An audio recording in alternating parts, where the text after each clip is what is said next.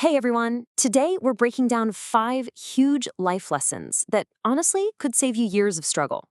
Think of this as the ultimate cheat sheet for your future. Let's just jump right in. And this really gets to the heart of it, doesn't it? We're all kind of thrown into the deep end and forced to learn life's biggest lessons the hard way, usually alone. It's just a slow, painful way to learn. So I want this to be a shortcut for you. This is the exact conversation I wish somebody had with me back then. The goal here is to help you skip that decade of pain and get you on the fast track. And you're going to want to stick around for all 5 for sure. But the last one, number 5, that's the one that will completely reframe how you think about failure. It is an absolute game changer. Okay, first up, let's talk about people and progress. These first 2 lessons are all about the outside forces that really shape where you're headed, who you know, and how you move forward. So lesson 1 is simple. Focus on people way more than you focus on grades. I mean, think about it. In school, we're trained to just put our heads down, get the A, and beat the person next to us. It's a total solo race. But the real world, it's all a team sport. I've seen it 100 times. The C students who spent their time actually talking to people, building relationships, a lot of them are running companies now. Why? Because your network is everything. It's where your opportunities come from. Okay, so here's some homework for you, starting like right now. Don't just be a lurker online. Connect with people. Send a real, thoughtful message to someone you look up to. Leave a comment that actually adds to the conversation. Better yet, reach out to just one new person this week who's doing what you want to do. Start building your team today. All right, lesson number 2. This one is all about progress, and it starts with this word right here: failure. For most of us, this is what it feels like: defeat, the end of the line. It feels like a judgment on us, something we should avoid no matter what. And you know what? That definition keeps us playing it safe and small. We have to completely rewire our brains on this one, okay? Failure is not defeat. It's data. It's actually really expensive data that you just paid for with your time and effort. Every single time you fail, you're buying a piece of information, a lesson that you could not have learned any other way. So the goal isn't to avoid failure. The real goal is to fail faster than everyone else. Because if you're failing faster, it means you're learning faster, you're adapting faster, and in the long run, you win. So stop being afraid of it and start thinking of it as just collecting clues. Let's move on to our next section, which covers lessons 3 and 4. These are about the only 2 assets that you truly own and control right now: your time and your money. And lesson 3 is all about your time. Now look at this. When you actually break down a 24-hour day, it's kind of shocking, right? Look at how much goes into that wasted time slice, just scrolling, watching stuff passively. And then look at that tiny little slice for building your future. That's it. That's the part that actually moves the needle.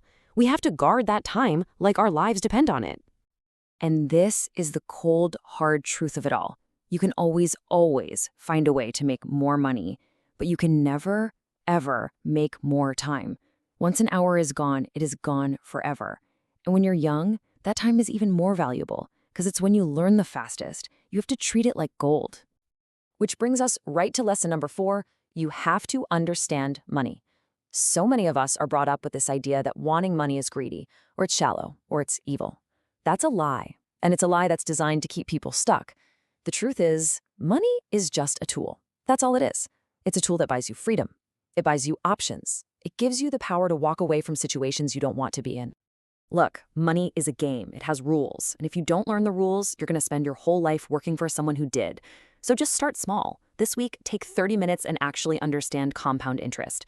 Read one article about investing. Just learn the language. It's not as scary as it seems. Okay, here we are, section 3.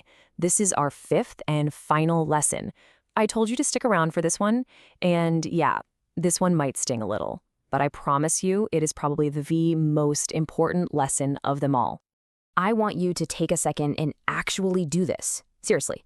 Picture the 5 people you spend the most time with, the people you text, you hang out with, you talk to every day. Got them in your head? Because that's it. That's your future.